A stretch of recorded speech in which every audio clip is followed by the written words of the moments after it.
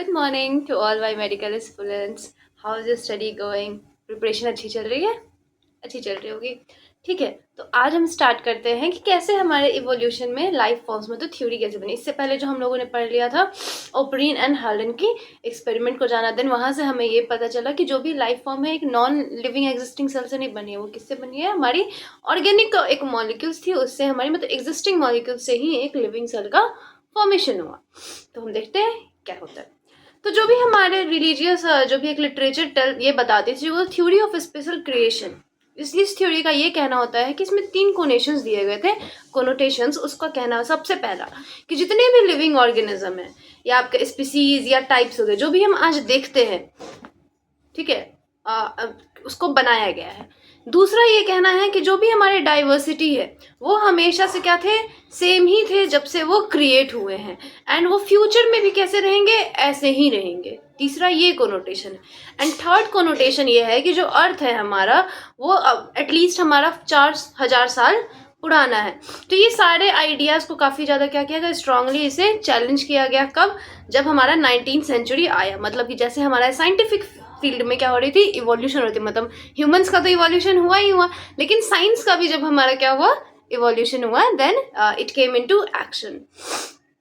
तो हमारे इसके ऑब्जर्वेशन पे जो कि हमारे ड्यूरिंग सी वोएज का मतलब होता है समुद्री ये पे क्या कह सकते हैं? ट्रैवल. तो सी वोएज एक सेल शिप जिसको हम लोग उसके शिप का नाम था HMS बीगल, जो कि वो क्या कर रही थी? वर्ल्ड का भ्रमण कर रही थी. एंड चार्ल्स डार्विन, वहीं पे हमारे एक साइंटिस्ट थे चार्ल्स डार्विन, उन्होंने कंक्लूड किया कि जो भी एग्जिस्टिंग लाइफ फॉर्म्स है उनमें कुछ ना कुछ सिमिलैरिटीज देखने को मिलती है. बस वो जो वेरिएशंस होते हैं कुछ डिग्रीज का होता है. ऐसा नहीं है कि सिर्फ अमंग देमसेल्व्स, लेकिन लाइफ फॉर्म्स जो भी जो पहले मिलियंस ऑफ ईयर्स अगो जो रह रहे होंगे, एग्जिस्ट कर रहे हैं, उनके साथ भी इनके वेरिएशंस तो होते हैं. मतलब इनके भी जेनेटिक मेकअप सेम दिखते हैं. तो जितने भी हमारे लाइफ फॉर्म्स है ऐसा नहीं है कि वो मतलब बहुत सारे जो एग्जिस्ट भी नहीं करते हैं, तो उन जो एक्सटिंक्ट हो चुके हैं और different type of life forms जो कि हमारे ईयर्स में धीरे धीरे करके जा रहे थे, और जो न्यू लाइफ फॉर्म्स वो बन रहे हैं एक डिफरेंट पीरियड हमारे अर्थ पे, तो इनमें भी क्या है? सिमिलैरिटी है. तो हमें इसमें gradually evolution of life forms देखने को मिला. मतलब जो लोग पहले रह रहे थे उनकी एक्सटिंक्शन क्यों हुई? नेचर के साथ अडेप्टेशन नहीं होने पे. मतलब अगर, अच्छा एक बात बताओ, if you are a medical aspirant, अगर आप नीट के पेपर के अकॉर्डिंग खुद को अडेप्ट नहीं करोगे, आप उसके अकॉर्डिंग तैयारी नहीं करोगे, तो क्या आपका होगा? बिल्कुल नहीं होगा. तो adaptation is a very important part of your life. To एक ह्यूमन बींग की लाइफ का भी एक बहुत पार्ट होता है अडेप्ट होना. It's not always your comfort zone. Adaptation बहुत ज़रूरी होती है. तो फिर यहाँ से ग्रेजुअली हमारे इवोल्यूशन हुए लाइफ फॉर्म्स के, और जो भी पॉपुलेशन हमारे क्या थे? वेरिएशंस कैरेक्टरिस्टिक्स में शो कर रहे थे वो शो करते ही हैं. और उस कैरेक्टरिस्टिक्स को जो हम लोग कुछ जो अपने बेटर सर्वाइवल के लिए करते हैं नेचुरल कंडीशंस में, जैसे कि क्लाइमेट के लिए, फूड के लिए, फिजिकल फैक्टर्स के लिए, तो ऐसे कर करके इवोल्यूशन हुआ. तो जैसे कि अगर हम डार्विनिज्म की अगर हम देखें ट्रिक की कैसे है, तो इसका कुछ आपका ऐसे है. डॉग सेंस, मतलब सबसे पहले डार्विनिज्म, फिर ओवर प्रोडक्शन, फिर कॉन्स्टेंसी आई पॉपुलेशन के अंदर, फिर जब कॉन्स्टेंसी आई तो फिर एग्जिस्टेंस के लिए स्ट्रगलिंग फेज स्टार्ट हुई, देन वहाँ से फिर एडेप्टेशन आ गया, और फिर लास्टली नेचुरल सिलेक्शन हो गया, एंड देन स्पीसीज. इसमें 2 की कॉन्सेप्ट है आपको जो डार्विनिज्म में पढ़ना है, वो है natural selection and branching descent. तो इसके बारे में हम देखेंगे आगे चल करके, पढ़ते हैं. तो हाँ, और जो हमारे theory of continuity of germ plasm किसने दिया था? तो हमारे विजमैन ने दिया था. आपने ऑलरेडी शायद पढ़ा ही होगा, विजमैन ने दिया था. उसके अलावा अगर हम बात करें, हाँ, तो जो डार्विनिज्म ने बताया था इवोल्यूशन के बारे में, तो वो स्लो होती है और ग्रेजुअली चेंज करती है, और जो वेरिएशन होती है ये काफ़ी छोटी सी होगी, और बहुत ही ये भी स्लो होता है, और इसका डायरेक्शनल मतलब ये भी ग्रेजुअल डायरेक्शन में जाता है. ठीक है, तो देखते हैं हमारे जो चार्ल्स डार्विन थे वो कहाँ गए थे? HMS बीगल शिप से गैलापागोस आइलैंड गए थे, और वहाँ पे फिर इन्होंने उसके बाद वो इन्फ्लुएंस उसके साथ एक और हमारे साइंटिस्ट थे, वो भी थे. कौन थे? Alfred Wallace. वो मैले आर्किपेलागोस से गए थे. ठीक है, और वो भी कहाँ पहुँचे थे? आपके दोनों ही के दोनों ये गैलापागोस आइलैंड्स पे नहीं गए थे, और दोनों इन्फ्लुएंस थे टॉमस मैथिस से. ठीक है, जो कि पॉपुलेशन के बारे में वो बताते थे। उन पे आगे देखते हैं, उनके बारे में आएगा। तो जो भी कैरेक्टर्स जो है कुछ हमारे अपने नेचुरल कंडीशंस में क्या करने के लिए, सर्वाइव करने के लिए, जैसे कि आपके क्लाइमेट में, फूड में, फिजिकल फैक्टर्स, ये सारे चीज़ों के लिए। और ये हमारे आउटब्रीड करते हैं ताकि जो काफ़ी लेस इंडोर जो भी उनके सर्वाइव कर पाए अपने नेचुरल कंडीशंस में। मतलब इनके बीच में क्या होती है, ब्रीडिंग भी देखने को मिलती है, ताकि ऐसे प्रोडक्ट मतलब ऐसे ऑफ स्प्रिंग्स को प्रोड्यूस किया जाए जिनकी सर्वाइवल रेट ज़्यादा हो। उसके साथ आगे देखते हैं। एक दूसरा वर्ड हम यूज़ करते हैं फिटनेस के लिए किसी भी इंडिविजुअल या पॉपुलेशन में, मतलब जो आपका एडेप्टेशन है, इट्स नथिंग, ये एक फिटनेस ही है। तो जो हमारा फिटनेस था, डार्विन के अकॉर्डिंग फिटनेस क्या है, तो ये एक अल्टीमेटली और एक ओनली हमारा रिप्रोडक्टिव फिटनेस को ही ये क्या बोलते थे, फिटनेस बोलते थे। मतलब जो कि जो ज़्यादा बेटर होंगे अपने इन्वायरमेंट में, तो वो अपने प्रोजेनी को ज़्यादा लीव करेंगे, मतलब छोड़ेंगे, और उनकी सर्वाइवल रेट को भी बढ़ाएंगे। मतलब उनके प्रोजेनीज भी क्या होंगे, ज़्यादा लंबे टाइम के लिए सर्वाइव करेंगे। मतलब कि वो उनको नेचर ने सेलेक्ट किया है। मतलब देखो, डार्विन का ये डेफिनेशन था कि कोई इंसान फिट क्या है। फिटनेस को ये डिफाइन करते थे रिप्रोडक्टिव फिटनेस से। अगर कोई भी व्यक्ति, अगर वो क्या कर रहा है, नेचुरली रिप्रोड्यूस कर रहा है और उसका जो सर्वाइवल है वो ज़्यादा है, और साथ ही साथ वो नेचर के साथ भी अच्छे से अडेप्ट कर रहा है, तो वो उसको बोलते हैं वो ज़्यादा फिट है। मतलब उनके लिए फिटनेस ये टर्म होती है। इसी को इन्होंने क्या बोला, नेचुरल सिलेक्शन। मतलब नेचुरल सिलेक्शन किसने दिया था, हमारे चार्ल्स डार्विन जी ने। उसके बाद तब इनको इम्प्लाई किया कि ये हमारा क्या है, तो ये एक मैकेनिज्म ऑफ इवोल्यूशन भी है। तो चलिए हम अब एक और चीज़ ध्यान में रखते हैं। Let us remember Alfred Wallace, जो कि एक हमारे नेचुरलिस्ट थे। नेचुरलिस्ट उनको बोलते हैं जो नेचर रिलेटेड वर्क को करते हैं।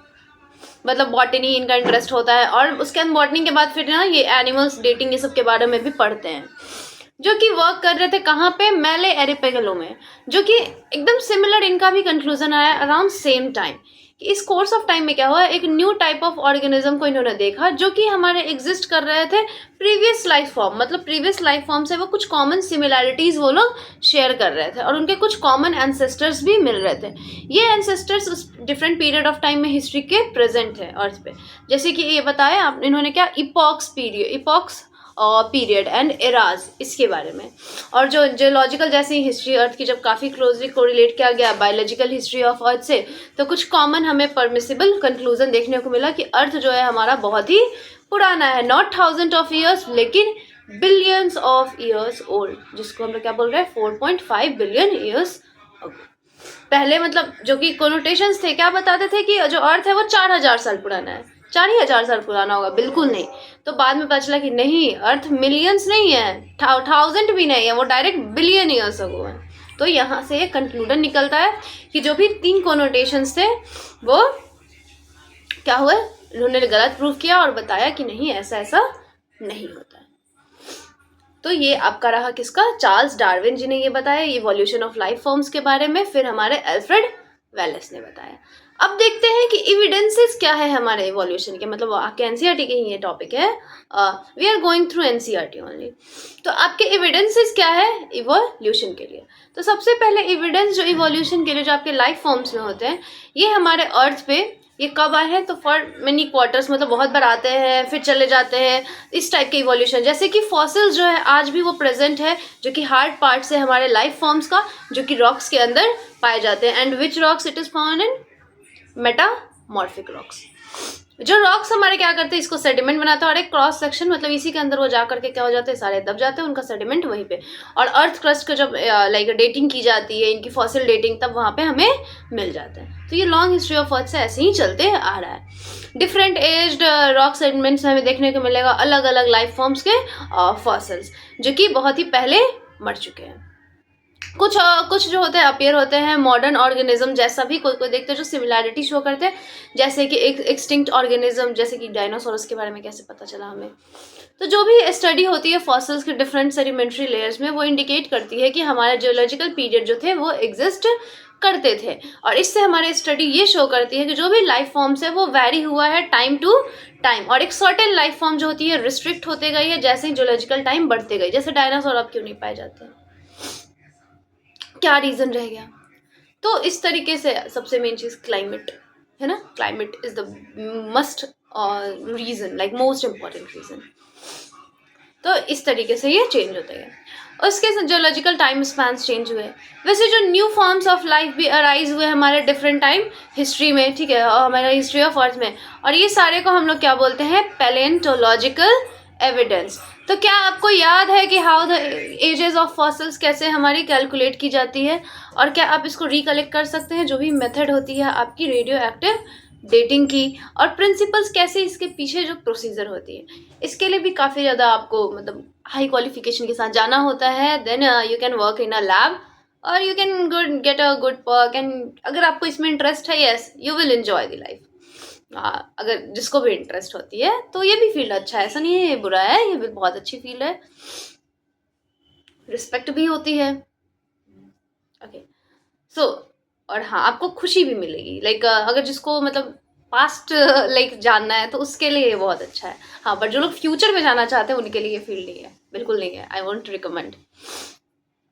अब आते हैं एम्ब्रियोलॉजिकल सपोर्ट इवोल्यूशन के लिए।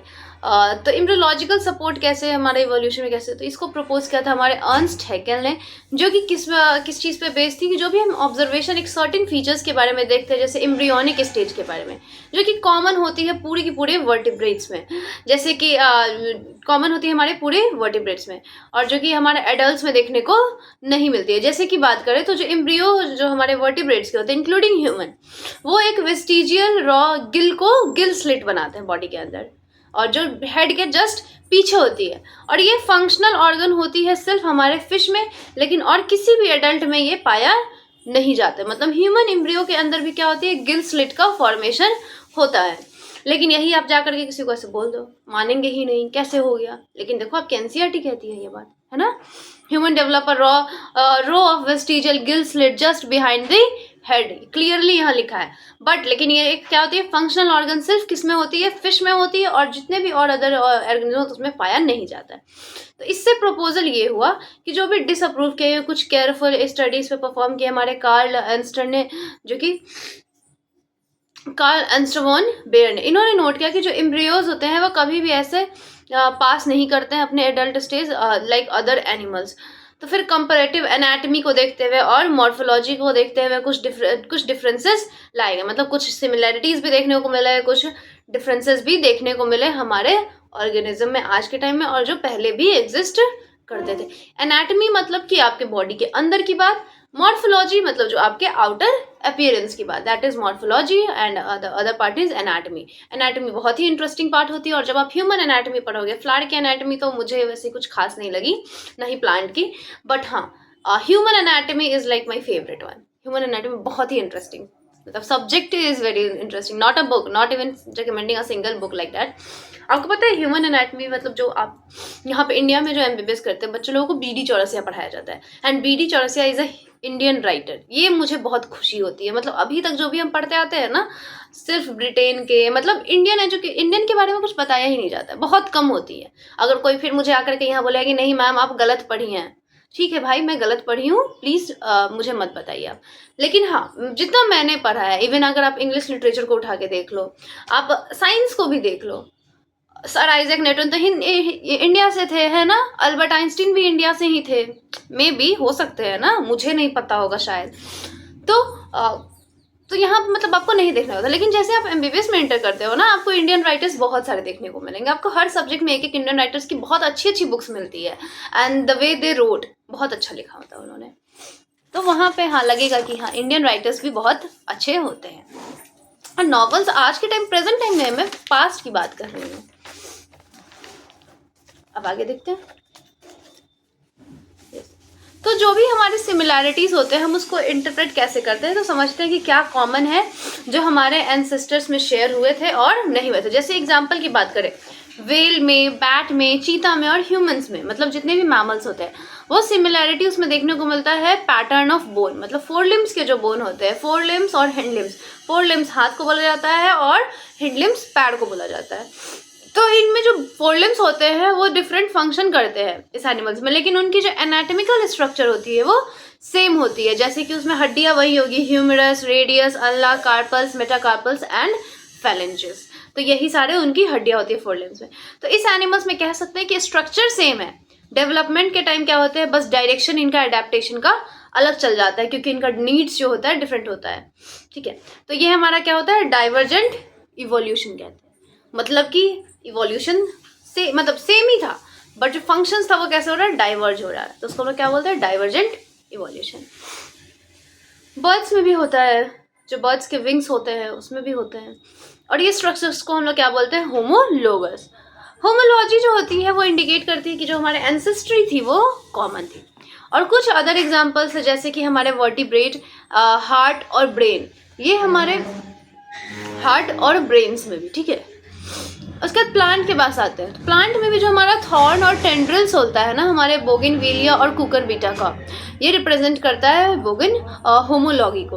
होमोलॉजी में क्या होता है, तो ये हमारे डाइवर्जेंट इवोल्यूशन पे ही बेस्ड होता है, और एनालॉजी जो होती है इसकी रेफर करती है जो भी सिचुएशन एग्जैक्टली ऑपोजिट, मतलब फंक्शन एकदम अलग है। थॉर्न क्या है, कांटा है, और जो भी आपके टेंड्रिल्स है वो क्या होता है, सॉफ्ट टिश्यू लाइक स्ट्रक्चर होता है वो। तो फिर विंग्स हो गए बटरफ्लाई के, और क्या कहते हैं, हाँ, बर्ड्स के, वो सेम दिखते हैं लेकिन वो एनाटॉमिकली सेम नहीं होते, क्योंकि बर्ड्स के जो विंग्स होते हैं उसमें ह्यूमरस, रेडियस, अल्ना, ये सारे बोन्स होते हैं, तो वो सेम नहीं होते हैं। मतलब वो लोग क्या है, एनाटॉमिकली सिमिलर स्ट्रक्चर नहीं होते हैं, लेकिन उनका फंक्शन क्या हो रहा है, सेम हो रहा है। दोनों का काम क्या है, उड़ने का ही है ना। हाँ, तो एनालॉगस, इसको हम लोग क्या बोलेंगे, एनालॉगस स्ट्रक्चर, जो कि रिजल्ट किसका होता है, कन्वर्जेंट इवोल्यूशन का। तो हमने दो तरह के इवोल्यूशन देखे, मतलब सिमिलैरिटी और डिसिमिलर के बेस पे। जहाँ पे आपका क्या हो रहा है, एनाटमी सिमिलर है, मतलब कि अंदर का जो स्ट्रक्चर है वो सेम है, बाहर का जो फंक्शन है वो क्या है, अलग है, तो उसको हम लोग क्या बोलते हैं, डाइवर्जेंट। और इसीलिए उसका एक और टर्म दिया गया हुआ कि स्ट्रक्चर के बेस पे होमोलोगस। उसका जस्ट ऑपोजिट होता है किसमें, अगर आपके अंदर की एनाटमी सेम नहीं है, जैसे तितली हो गई, उसमें बोन नहीं होती है, और लेकिन चिड़िया हो गई, लेकिन दोनों के पंख क्या है, उड़ने के लिए, तो वो आपका क्या शो करेगा, कन्वर्जेंट इवोल्यूशन। मतलब अलग अलग स्ट्रक्चर थे और आकर के एक साथ कन्वर्ज कर गया। जैसे आप लेंस में पढ़ते होंगे और मिरर में भी जब पढ़ते हो, कैसे रेज आकर के कन्वर्ज कर जाता है, कैसे डाइवर्ज कर जाता है, उसी तरीके से। तो जो हमारे अलग अलग स्ट्रक्चर्स थे वो इवॉल्व कर गए हमारे सेम फंक्शन के लिए, और इसमें हमें सिमिलैरिटी देखने को मिली। कुछ और भी एग्जाम्पल्स हैं हमारे एनालॉगी के, जैसे कि आई ऑफ ऑक्टोपस एंड मैमल्स। तो हमारे एनालॉगी के ये एग्जाम्पल है, मतलब आँख ऑक्टोपस में भी होता है और इंसानों में भी होता है, लेकिन सेम क्या स्ट्रक्चर क्या होता है आपका, सेम होगा या नहीं होगा, नहीं होगा, लेकिन फंक्शन सेम होता है। उसके अलावा फ्लिपर्स, पेंगुइन्स में, डॉल्फिन्स में। अब ऐसा इसे कह सकते हैं, मतलब इससे हम ये चीज़ कह सकते हैं ना कि जो भी सिमिलर हैबिटेट होते हैं उसमें रिजल्ट होता है सिलेक्शन का सिमिलर टाइप के एडेप्टिव फीचर्स का, एक डिफरेंट ग्रुप ऑफ ऑर्गेनिज्म में भी हो सकता है, और एक ही फंक्शन के लिए। जैसे कि स्वीट पोटैटो क्या है, रूट मॉडिफिकेशन है, और पोटैटो क्या है, स्टेम मॉडिफिकेशन है। ये भी हमारा एक दूसरा एग्जाम्पल क्या है, एनालॉगी का है। तो इसी तरीके से ये वर्क करते हैं। अब इसी सेम ही चीज़ में हमें एक आर्ग्यूमेंट आती है कि जो भी सिमिलैरिटीज जो हमारे प्रोटीन्स और जीन्स जो भी एक फंक्शन को परफॉर्म कर रहे हैं डाइवर्स ऑर्गेनिज्म में, तो क्या ये हमें कॉमन एंसेस्ट्री देंगे। तो हाँ, ये जो बायोकेमिकल जो सिमिलैरिटीज होती है ये हमारे कॉमन एक पॉइंट को शेयर करते हैं हमारे एंसेस्ट्री में, और हमारे स्ट्रक्चरल सिमिलैरिटीज होने की वजह से हमारे ऑर्गेनिज्म में सिर्फ डाइवर्स होता है। मतलब इसमें जो बेसिक रोल है वो किसका है, हमारे प्रोटीन्स और जीन्स का। जैसे कि मान लेते हैं जो भी मैन ने एक ब्रीड किया सेलेक्टेड प्लांट को, और एक एनिमल को भी एग्रीकल्चर के थ्रू या हॉर्टिकल्चर के थ्रू, स्पोर्ट के थ्रू, या फिर सिक्योर, तो मैन ने क्या किया, डोमेस्टिकेट किया बहुत सारे वाइल्ड एनिमल्स और क्रॉप्स को। तो ये इंटेंसिव ब्रीडिंग प्रोग्राम से क्या हुआ, उसने क्रिएट किया अलग अलग different types of other breeds, जैसे कि डॉग्स को, और जो कि स्टिल हमारे क्या है वो सेम ग्रुप में है। तो इससे ये आर्गुमेंट आता है, अगर कि हम 100 ऑफ ईयर्स में, विदिन अगर 100 ऑफ ईयर्स में देखते हैं, तो क्या मैन खुद क्रिएट कर सकता है एक न्यू ब्रीड्स को, क्या नेचर ऐसा कर सकती है या नहीं कर सकती है। And it is still the question, क्या ह्यूमंस में भी अब और क्या चेंजेस आ सकते हैं, what is the evolution. May be ऐसा हो सकता है कि हमारे जर्म सेल्स ऐसे हो जाए जो बिल्कुल डिजीज फ्री हो, फॉर अ बेटर एडेप्टेशन आपके बॉडी में पहले से ना, जैसे बहुत सारे हमें नेचुरल इम्यूनिटी पहले से मिली होती है, बट और भी चीज़ें तो मिल सकती है ना। We are still not like to lot of diseases we are not have natural immunity, नहीं है हमारे पास। कुछ एक और एक इंटरेस्टिंग ऑब्जर्वेशन थी जो कि इवोल्यूशन को सपोर्ट कर रही थी, जो कि नेचुरल सिलेक्शन के थ्रू आई थी। वो कहाँ से आई थी, इंग्लैंड से। तो इसमें कलेक्शन ऑफ मोथ्स को लिया गया। मतलब मोथ समझते हो, बटरफ्लाई जैसी ही होती है।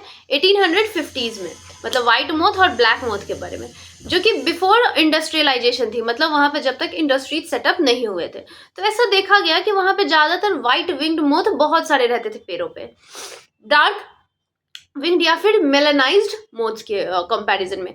लेकिन जैसे ही फिर 1850 के टाइम में ये देखा, लेकिन जैसे ही 70 साल बाद फिर ये देखा जा रहा है कि जब कलेक्शन उसमें सेम ही एरिया में कैरी आउट किया गया, तो इंडस्ट्रियलाइजेशन जब हो गई 1920 के ना, तो वहां पर डार्क विंग्ड मोथ ज्यादा होने लगे सेम ही एरिया में। तो इससे हमें क्या पता चला कि नेचर ने उसको क्या किया, उसने खुद उसको सेलेक्ट किया, मतलब जो उसके लिए क्या था, अप्रोप्रिएट था। तो इसके एक्सप्लेनेशन को हम देखेंगे कि कैसे ये हुआ। एक्सप्लेनेशन ये बताता है कि ऑब्जर्वेशन ये था कि जो प्रेडेटर्स थे, मतलब जो उसे खा जाते थे मोथ को, तो वो कॉन्ट्रास्टिंग बैकग्राउंड की वजह से वो पकड़े जाते थे। तो पोस्ट इंडस्ट्रियलाइजेशन पीरियड के बाद क्या हुआ, जो ट्री ट्रंक्स थे वो और ज्यादा डार्क होने लगे, क्योंकि इंडस्ट्रियल स्मोक निकलने गई, सूट निकलने गई, मतलब जो स्याही होती है वो निकलने लगी। तो इस कंडीशन में जो व्हाइट विंग मोथ थे वो सर्वाइव नहीं कर पाते थे अपने प्रेडेटर्स की वजह से। तो डार्क विंग और मेलानाइज्ड मोथ सर्वाइव कर पा रहे थे। ये तो जैसे ही हमारा इंडस्ट्रियलाइजेशन पहले से, तो हमारे थिक ग्रोथ ऑलमोस्ट हमारे कैसे होते थे, पूरे व्हाइट कलर्ड ही होते थे, और आपके लाइकन कवर ट्रीज होते थे, जो बैकग्राउंड में हम व्हाइट मोथ जो विंग्ड होते मोथ होते थे वो सर्वाइव कर लेते थे। लेकिन डार्क कलर जो मोथ थे वो उनको प्रेडेटर्स खा जाते थे। मतलब इंडस्ट्रियलाइजेशन से पहले क्या था कि उल्टा हो रहा था, लेकिन जैसे ही इंडस्ट्रियलाइजेशन है जितना ज्यादा पॉल्यूशन होते लग गया, तो फिर आपके इसलिए एडाप्शन हुई, बस यही है और कुछ नहीं है। मतलब अपने आप को कैमोफ्लेज, जिसको हम लोग छुपाना भी कहते हैं, है ना, कैमोफ्लेज। सिमिलरली जैसे ही हम लोग एक्सेस हर्बिसाइड्स और पेस्टिसाइड्स का यूज करेंगे, तो ये सिर्फ हमारा रिजल्ट नहीं हुआ ये सिलेक्शन ऑफ रेसिस्टेंट वेराइटीज में, लेकिन इसमें हमारे जो टाइम स्कोर को भी हमने कम किया। ये भी ट्रू है कि जो माइक्रोब्स जो भी क्या कर रहे हैं, हम क्या कर रहे थे, मतलब माइक्रोबिक एजेंट जो होते हैं, हमें एंटीबायोटिक्स या फिर ड्रग्स कोई भी हम किसी भी यूकैरियोटिक ऑर्गेनिज्म या सेल के अगेंस्ट क्रिएट करते हैं, तो इसमें क्या कर रहे हैं, एक नंबर ऑफ लाइक ईयर्स के लिए उस पर खत्म कर रहे हैं। तो ये भी सारे हमारे क्या है, एग्जाम्पल्स ही है इवोल्यूशन के ही, एंथ्रोपोजेनिक एक्शन के थ्रू। और ये हमें बताती है कि इवोल्यूशन जो होता है एक डायरेक्टेड प्रोसेस नहीं है, ये एक सेंस ऑफ डिटरमिनिज्म है। उसके स्टोकेस्टिक प्रोसेस क्या होता है, तो ये हमारा बेस होता है कि चांस इवेंट्स, मतलब बाई चांस नेचर में क्या हो जाए, म्यूटेशन हो जाए, फिर चांस म्यूटेशन किसी भी ऑर्गेनिज्म में हो जाए, मतलब वो इंड्यूस नहीं कराया जा रहा है, वो बाय चांस ही होती है। तो ये क्या है हमारा, मतलब सेंस ऑफ डिटर्मिनिज्म, मतलब जो हमारा इवोल्यूशन है वो क्या है, एक स्टोकेस्टिक प्रोसेस है। जो इवोल्यूशन होती है वो कैसे होती है, बाय चांस ही होती है। नेक्स्ट क्लास में हम लोग देखेंगे कि एडाप्टिव रेडिएशंस क्या होते हैं। अभी तक हम लोगों ने क्या देखा कि कैसे एक मतलब जो लिविंग ऑर्गेनिज्म होते हैं कैसे वो अपने आप को अडेप्ट करते हैं according to the nature. Okay, so that's it for the today. इसके क्वेश्चंस भी बनाइए, और इससे पहले भी जो आपने जेनेटिक्स पढ़ लिया है उसके भी क्वेश्चंस लगाइए, और बाद में के क्वेश्चंस को अच्छे से बनाओगे। एंड हाँ, स्टे मोटिवेटेड, कोई आपको डिग्रेड नहीं कर सके, ऐसा बनो। कोई अगर कोई दो बात बोल देता है, बोल दो, बोलना उनका काम है, सुनना आपका काम नहीं है। डोंट हेयर देम, आपको अपना काम करना है। Just do your work honestly and that's it's, मतलब इससे ज़्यादा लाइफ में पता है बेटा कुछ नहीं मैटर करता है। आपको लाइफ में ना 100 लोग पसंद करें, इट्स नॉट नेसेसरी। आपको लाइफ में अगर 4 लोग, जो आप घर पे आते हो और आपके 4 लोग वो सेटिस्फाइड होते हैं ना, आपको उससे ज़्यादा दुनिया में कुछ नहीं चाहिए होती है। मतलब मैं अपने एक्सपीरियंस से भी बता रही हूँ, and that's enough for you. आपको 100 लोगों को खुश नहीं करना है, 1000 लोगों को खुश नहीं करना है, वो 4 लोग ही अगर खुश है ना, तो आपको ना पूरी दुनिया की खुशी मिल जाती है, और सच में मिल जाती है। तो बी लाइक दैट। अगर आप बैठ करके अगर पढ़ाई करते हो, अगर आप अपने लिए कर रहे हो, तो आपके पेरेंट्स भी बहुत खुश होंगे। उनसे ज़्यादा तो कोई खुश आपके लिए हो ही नहीं सकता। पूरे दुनिया में ही ऐसा कोई नहीं बना जो आपके पेरेंट्स से ज़्यादा आपको सपोर्ट कर दे, नो वन। सो ठीक है, तो let's see you tomorrow in the next class, in the next lecture. Okay, so bye bye, take care.